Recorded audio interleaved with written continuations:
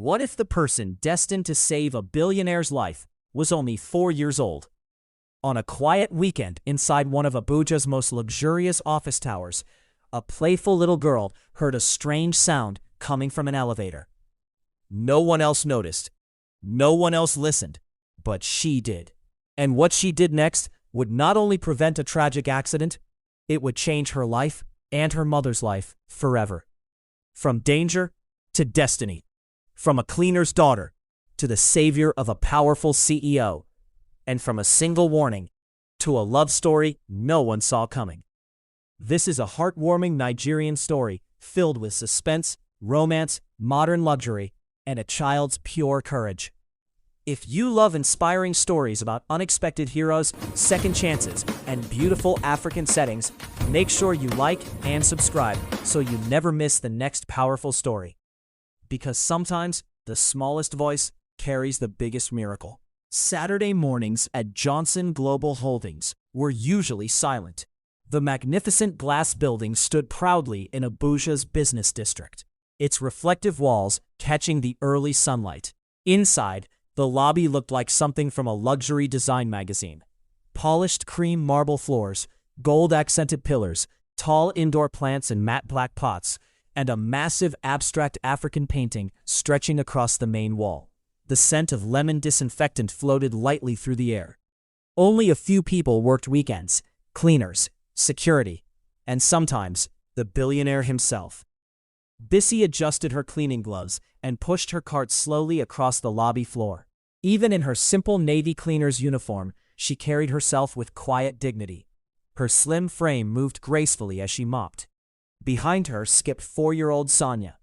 "Mummy, this place is shining like heaven," Sonia said, spinning in circles. Bissy smiled. "It is shining because some people are cleaning it." Sonia giggled. "That means you are making heaven, Mummy." Bissy paused. For a moment, emotion flickered across her face. "Go and sit near the reception, okay? Don't disturb anything." "I will not disturb. I will only inspect," Sonia replied seriously. "Inspect, Kay?" Bissy laughed softly. Sonia saluted dramatically and marched off. The elevator stood at the far end of the lobby. Tall, silver, and smooth. They reflected everything like mirrors. Sonia admired her tiny reflection. She made a funny face. The reflection copied her. She stuck out her tongue. The reflection did the same. She burst into laughter. Then, clank, she froze. Her smile disappeared. She looked around. Nobody reacted. Maybe she imagined it. She stepped closer and placed her small ear against the cold metal door. Silence. She shrugged. Just as she turned away, crack, tick, her heart skipped. That wasn't normal. Even at 4, Sonia understood sounds. She had heard the sound of a pot about to break. She had heard the sound of a loose ceiling fan in their small rented apartment. She knew when something didn't sound right. She pressed her ear again. This time, the sound came with a faint vibration. Her tiny fingers touched the door. It trembled slightly. Her breathing slowed. "That is not good," she whispered. She glanced at her mother across the lobby. If she ran to call her, someone else might press the button and enter. Her small mind began calculating in its innocent way. If somebody big enters, the elevator might fall. If it falls, the person might die. Her chest tightened. "I will wait," she decided firmly. She dragged a nearby decorative stool slightly forward and stood in front of the elevator like a guard on duty. Every few seconds, she bent to listen again. Crack. Her instincts screamed louder. The automatic glass doors suddenly slid open. In walked Johnson, the CEO. Even without announcement, his presence carried authority. He wore a tailored charcoal suit, despite it being a weekend. His wristwatch gleamed under the lobby lights. His face was calm but serious, the kind of man used to making billion-naira decisions without blinking. 2 bodyguards followed a step behind him. Bissy didn't notice him yet. Johnson walked toward the elevators, scrolling through his phone. He pressed the button. The elevator gave a faint metallic groan. Sonia's eyes widened. He was about to step in. Her heart pounded loudly in her ears. Before fear could stop her, she ran. "Please wait." Her tiny hands grabbed the edge of his trousers. just as the elevator doors began to slide open with a tired metallic sigh. The bodyguards moved instantly. "Hey!" Johnson lifted his hand, signaling them to stop. He looked down. A small girl, big eyes, serious face, holding his leg like her life depended on it. He frowned slightly. "What is it, little one?" But Sonia didn't smile. She shook her head urgently. "Please, sir, don't enter." The elevator doors remained open, humming softly, almost impatiently. Johnson studied her. Amusement flickered in his eyes. "Why?" Her voice trembled slightly, but her eyes remained firm. "Because that elevator is angry." Johnson blinked. "Angry? It is making bad sound, like when something wants to break." Behind him, one of the guards suppressed a laugh. Johnson slowly knelt to her eye level. The marble floor reflected the unlikely scene, the powerful billionaire and the tiny girl standing as a barrier between him and danger. "What kind of bad sound?" he asked gently. Sonia leaned closer and whispered like she was sharing a secret. "The kind that makes people not come back." Johnson's expression changed. The elevator gave another faint metallic crack. For the first time, he noticed it. And something inside him told him to listen. The doors remained open, waiting, but so did Sonia, blocking his path, unmoving, determined. And in that silent, shining lobby, beneath gold lights and towering glass walls, destiny held its breath. Johnson remained kneeling, his sharp eyes now fixed on the elevator instead of the little girl. For the first time, he truly listened. Krrr, tick, crack. The sound was faint, easy to ignore in a busy weekday rush, but on this quiet Saturday morning, it echoed like a warning. He slowly stood up. "Close the doors," he ordered calmly. One of the bodyguards quickly pressed the emergency hold button. The elevator door slid shut with a tired metallic sigh. Johnson turned to Sonia. "You said it sounded like something that doesn't come back?" She nodded confidently. "Yes, sir. Like when a plate falls from upstairs." Johnson's jaw tightened slightly. Just then, a young staff member hurried across the lobby, car keys in hand. "Sir, good morning," he greeted cheerfully, moving toward the elevator. "I didn't know you were in." "Stop." Johnson's voice was firm. The young man froze mid-step. "We may have a technical issue." The staff member looked confused. "Sir?" Johnson turned to his guards. "Call maintenance immediately. Tell them it's urgent." Within minutes, the maintenance team arrived with toolboxes and diagnostic equipment. The lobby, once calm, now buzzed with quiet tension. BC finally noticed the gathering crowd. Her heart skipped. She dropped her mop and rushed forward. "Sonia!" But security gently held her back. "Ma'am, please wait." Her chest tightened. What had her daughter done?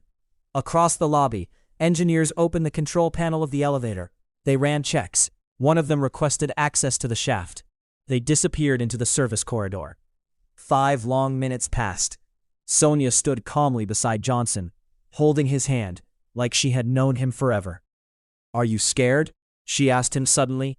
Johnson looked down at her, surprised. Of what? Of almost dying. The bluntness caught him off guard. He exhaled slowly. "I didn't know I was almost dying." She shrugged. "That's why I stopped you." Before he could respond, the maintenance team returned. Their faces were pale. The head engineer removed his helmet. "Sir." Johnson's expression hardened. "Talk." "The main suspension cable has severe internal damage. It's barely holding. The counterweight system is unstable. If this elevator had carried full adult weight, especially multiple passengers," he hesitated, "it would have collapsed." Silence swallowed the lobby. BC's hand flew to her mouth. The young staff member who had almost stepped inside felt his knees weaken. Johnson felt a cold wave move down his spine. "How long has it been like this?" he asked quietly. "Possibly days, sir. The warning system malfunctioned. It didn't send alerts."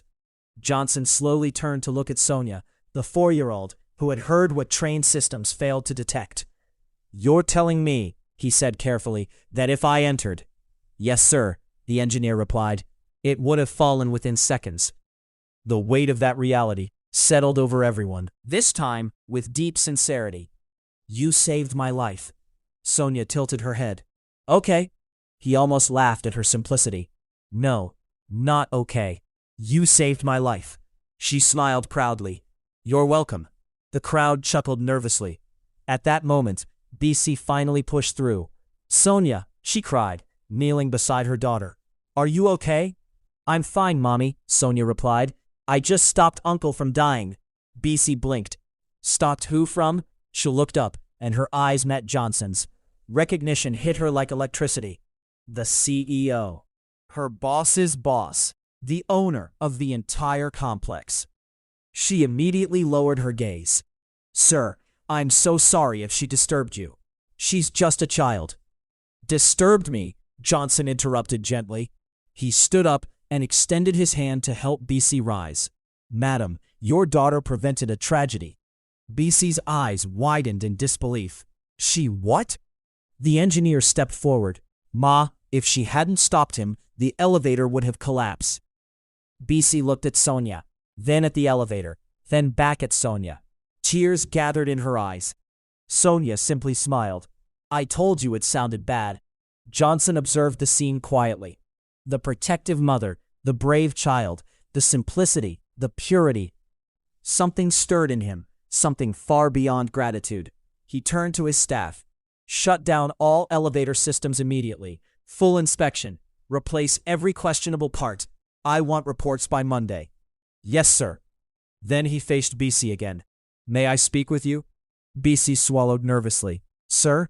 In my office, the lobby murmured. The billionaire inviting a cleaner and her child upstairs? BC hesitated. Johnson sensed her discomfort. It's not about work. It's about gratitude. Sonia tugged her mother's hand excitedly. Mummy, we are going to the big office. BC whispered. Sonia, behave yourself. Sonia nodded seriously. I will behave like rich child. Johnson couldn't stop the smile spreading across his face. As they headed toward the emergency staircase, since the elevators were now sealed off, Johnson glanced once more at the silent silver doors. Seconds, just seconds had separated him from death, and a 4-year-old had stood between him and it. He looked down at Sonia climbing the stairs confidently. Little one, he said softly, how did you know? She looked up at him. My heart told me. And for the first time, in a very long while, Johnson believed in something beyond numbers, contracts, and profit margins. Upstairs, in an office filled with modern Nigerian luxury, cream walls, gold trims, abstract Yoruba art, and wide glass windows overlooking the city, a conversation was about to begin. A conversation that would change all three of their lives forever. The staircase seemed longer than usual. BC climbed carefully, holding Sonia's hand tightly, her heart still racing. Behind them, Johnson walked in silence, his polished shoes echoing softly against the concrete steps. Sonia, however, was not bothered. Uncle Johnson, she said cheerfully while climbing, why don't you use stairs every day? It will make your legs strong like my mummy's. One of the bodyguards almost coughed to hide his laughter. Johnson smirked. Are you saying my legs are not strong? Sonia looked back at him critically.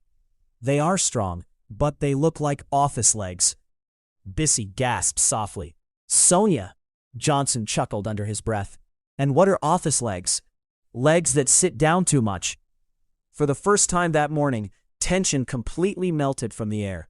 When they finally reached the executive floor, Sonia stopped in awe. The hallway alone looked like a luxury hotel. Soft recess lighting glowed from the ceiling. The walls were decorated with framed African contemporary art. Bold colors, powerful strokes. The floor was layered with thick Persian rugs in warm earth tones. Johnson opened the door to his office. Sonia's mouth fell open. The space was breathtaking. Floor-to-ceiling windows overlooked Abuja's skyline. Cream and gold interior decor blended with rich walnut wood furniture.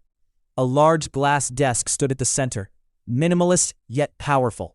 To the side was a lounge area with beige leather sofas, a shaggy rug, and a tall bookshelf displaying awards, business trophies, and carved African sculptures. Indoor plants added life to the corners. It felt less like an office and more like a palace in the sky. Sonia walked in slowly, turning around in circles. Uncle Johnson, she whispered dramatically, are you the president? Johnson laughed lightly. No. She narrowed her eyes. Are you sure? Bissy stood near the door, unsure if she should sit. Please, Johnson gestured gently toward the sofa. Make yourself comfortable. Bissy hesitated before sitting at the edge of the sofa, back straight, hands folded nervously in her lap. Sonia, on the other hand, jumped onto the soft cushion and bounced slightly. So soft, she exclaimed. Mummy, when we are rich, we will buy this one. Bissy nearly melted into the floor. Sonia, please. Johnson raised a hand reassuringly. It's all right. He removed his suit jacket and placed it neatly on a chair, loosening his tie slightly, something he rarely did in front of staff. He walked to a mini-fridge built into the cabinet. Apple juice or orange juice, he asked. Sonia raised her hand immediately. Yes. Johnson paused. Yes what? Yes, he laughed. You want both? She nodded seriously. To compare. Bissy couldn't help smiling. Johnson poured 2 glasses and handed one to Sonia carefully. She took a sip of each alternately, nodding thoughtfully. Apple wins, she concluded. I'll inform the manufacturers, Johnson replied dryly. After a few light moments, the atmosphere grew softer. Johnson sat opposite Bissy. I want to understand something, he said gently. Has she always been this observant? Bissy exhaled slowly. Yes, sir, since she was small. Even before she could speak well. Johnson leaned forward slightly. There was a time, Bissy continued, we were about to board a bus to Kaduna. She started crying badly. She said the bus was not smiling. I didn't understand, but she refused to enter. Later, we heard the bus had engine failure on the highway. Johnson listened intently. She notices little things, Bissy said softly. Sounds, movements, changes. Sonia interrupted proudly. Because I have super ears. Johnson raised an eyebrow. Super ears? Yes, and small super nose too. I can smell burning bread from far. Johnson laughed again, freely this time. The sound filled the office warmly. Bissy noticed something. His laughter seemed rare, like a man who didn't laugh often. Johnson grew thoughtful. And her father? He asked gently. The warmth shifted slightly. Bissy's fingers tightened around her glass. He passed away when she was a baby, she said quietly. Construction accident. Johnson's eyes softened. I'm sorry. Bissy nodded politely. It hasn't been easy. I take cleaning jobs wherever I can. This job here, it helps. Johnson looked around his luxurious office, then back at the woman who polished its floors. Life was strange, very strange. Sonia suddenly slid off the sofa and walked toward the large window. She pressed her tiny palms against the glass. Uncle Johnson. Yes? You live up here alone? He hesitated. Yes. Only you? Yes. She turned dramatically. That is boring. Bissy nearly choked. Sonia! Johnson tilted his head, intrigued. Why is it boring? Because big houses need noise. If not, the walls will feel lonely. Silence settled for a second. Her innocent words hit deeper than she knew. Johnson cleared his throat lightly. Well, he said, maybe the house is waiting for noise. Sonia beamed. Then we will bring noise. Bissy shook her head apologetically. Sir, please forgive her. There's nothing to forgive, Johnson replied softly. He studied Bissy more closely now. Not just her beauty, though it was undeniable, but her composure, her strength, the quiet resilience in her posture. You've done well, he said sincerely. With what, sir? She asked. With her. Bissy looked at her daughter, who was now examining one of his awards upside down. She is my miracle, Bissy whispered. Johnson felt something unfamiliar tighten in his chest. Gratitude had brought them to his office, but something else was beginning to take shape. Something gentler, something warmer. He stood up slowly. I would like to visit you both sometime, he said carefully, if that's all right. Bissy blinked in surprise. Sir, our home is very small. That doesn't matter. Sonia gasped dramatically. Uncle Johnson is coming to our house, she shouted. Mummy, hide the broken chair. Johnson burst into laughter again, deep and unrestrained. And in that moment, inside the office above the city, a billionaire who almost died that morning realized something surprising. The little girl hadn't just saved his life. She had opened a door that no elevator ever could. A door into warmth, into laughter, into something that looked very much like family. True to his word, Johnson visited them the following Sunday. For the first time in years, the billionaire CEO of Johnson Global Holdings found himself driving through a modest neighborhood on the outskirts of Abuja, far from glass towers and luxury estates. His black SUV looked almost too polished for the narrow street. Children playing football paused mid-kick. Women fetching water slowed down to stare. "Who is that?" whispers floated through the air. Inside their small rented apartment, chaos was in progress. "Sonia, put that down. I'm cleaning, Mummy. You're making it worse." The living room was simple. Cream-painted walls slightly faded at the corners, a small television on a wooden stand, 2 plastic chairs, and 1 old cushioned chair with a slightly broken leg carefully balanced against the wall. Sonia stood in the middle of the room, hands on her hips. "Mummy, where will Uncle Johnson sit?" "Anywhere is fine." "No, he cannot sit on anywhere. He is important." Bissy sighed. "Everybody is important, Sonia." Sonia thought about it seriously. "Okay, but today he is extra important." A knock sounded at the door. Both of them froze. Sonia's eyes widened dramatically. "He has come." Bissy quickly adjusted her simple Ankara dress and smoothed her hair. She opened the door. Johnson stood there, no suit this time, just a neatly pressed native kaftan in deep navy blue, simple but elegant. He looked less like a billionaire and more like a man. For a moment, neither of them spoke. He offered a polite smile. "Good afternoon." "Good afternoon, sir," Bissy replied softly. Sonia squeezed between them and looked up. "Uncle Johnson, welcome to our small big house." Johnson raised an eyebrow. "Small big?" "Yes, small outside, big inside heart." He chuckled. "I like that." He stepped inside, carefully removing his shoes at the entrance without being told. Bissy noticed. That simple act touched her. He wasn't acting superior. He wasn't uncomfortable. He was present. Sonia quickly dragged the good plastic chair forward proudly. "You can sit here."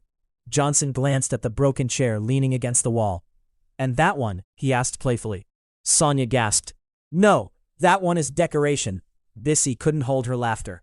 Johnson laughed too, a sound that seemed to fit naturally inside the small living room. He sat down comfortably. His eyes scanned the space, not judging, not analyzing, just observing. There were framed pictures on the wall, one of Bissy on her wedding day, one of baby Sonia wrapped in a pink blanket.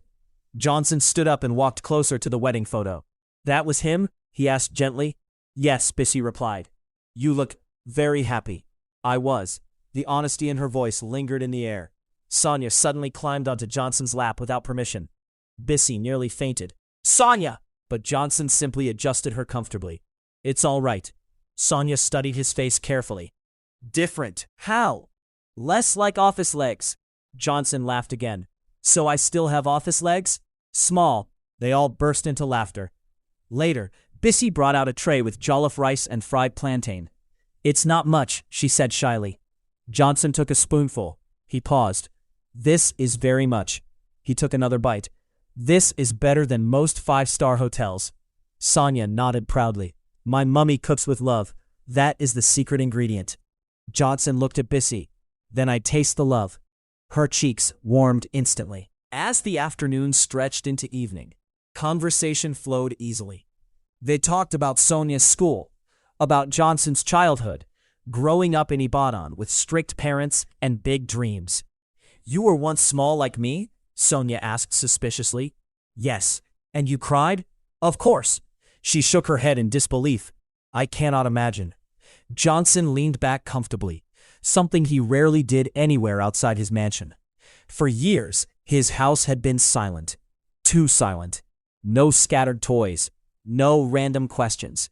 No laughter that interrupted serious thoughts. Here, in this tiny apartment with one broken chair and slightly peeling paint, there was life. Before leaving, he stood at the doorway. "Thank you for having me." Bissy smiled softly. "Thank you for coming." Sonia tugged his hand. "Uncle Johnson?" "Yes?" "Next time you bring ice cream." He laughed. "That's your condition?" "Yes, because friendship needs ice cream." He nodded seriously. "Agreed." As he stepped outside, the evening sun casting orange hues across the neighborhood, Johnson felt something shift inside him. He had visited out of gratitude. He was leaving with attachment. Inside the apartment, Sonia ran to the window and waved wildly. "Mummy," she whispered loudly, "I think he likes you." Bissy turned quickly. Sonia grinned mischievously.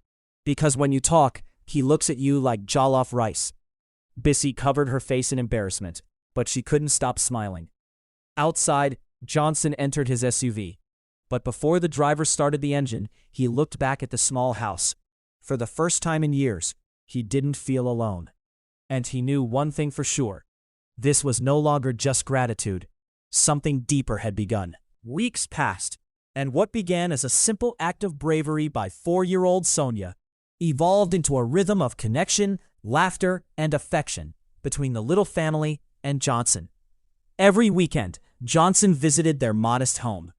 He would drive carefully through the narrow streets of Abuja, his polished shoes now scuffed slightly from climbing in and out of the SUV in sandals and street dust. Inside the apartment, Sonia was already waiting, perched on the windowsill with her stuffed teddy. "Uncle Johnson!" she shouted the moment she saw him. "Did you bring ice cream today?" Johnson laughed, lifting the little girl into his arms. "I did, but only if you promise to share with your mummy." Maybe," Sonia teased, squinting mischievously. Bissy rolled her eyes, but smiled warmly. "Sonia!" Johnson watched the mother-daughter interaction with quiet amusement. There was something magnetic about Bissy. Not just her slim, creamy-skinned elegance, but her humility, her warmth, and the strength that shone even in the face of hardship. He found himself looking at her differently each week. That Saturday afternoon, they sat in the living room, eating Bissy's famous jollof rice, which she had insisted Johnson try again, just to prove he liked it the last time. "Uncle Johnson, you eat too slowly. Are you going to live?" Sonia teased, poking his spoon. He feigned a dramatic cough. "I am savoring every bite, little one. This is an important meal." Sonia giggled. Yes, important like saving your life." Johnson paused mid-bite, looking at the little girl with a mixture of awe and affection. He glanced at Bissy, whose cheeks flushed pink from the teasing. "You know," he said, "sometimes I think I've been living in a mansion too quiet. You two brought noise, but good noise." Bissy's eyes softened. "We're just normal." "Normal is better than silence," Johnson replied, smiling. Sonia clapped her hands. "Then Uncle Johnson, come visit every Saturday. Bring more noise." He laughed, a full, unrestrained laugh that echoed in the small living room. As weeks turned into months, Johnson and Bissy grew closer. He began accompanying them on small outings, to the market, to parks, even to church. He observed Bissy's resilience and humor, her patience with Sonia, her ability to juggle everything with grace. One evening, after Sonia had fallen asleep, Johnson found himself sitting on their old couch, Bissy across from him. "I want to thank you properly," he said softly. "Not just for allowing me into your home, but for letting me see what truly matters." Bissy looked at him, unsure how to respond. "You saved my life," he continued. "Your daughter saved my life. But you saved me from living without warmth." Her heart skipped. Johnson, he took a breath, steadying himself. "Bissy, I'd like to see if we can have more than Saturdays. I'd like to see if we can share more of our lives together. Not from sadness, but from relief and hope." I don't know what to say." Sonia, sensing the seriousness of the conversation even in her sleep, muttered from her small bed, "Mummy, if you like him, hug him now." They both laughed quietly. In the months that followed, Johnson involved himself in their lives fully. He helped with school fees for Sonia, provided for their household, and visited regularly. But he never overstepped. Instead, he let the bond grow naturally, founded on laughter, trust, and shared experiences. Sonia became his chief happiness officer, constantly teasing him about office legs and reminding him to smile. And Bissy? She learned that love could come unexpectedly, even in the form of a billionaire who once thought life was all numbers and contracts. One Sunday, they celebrated Sonia's 5th birthday. Johnson had arranged a small garden party on the rooftop of their building.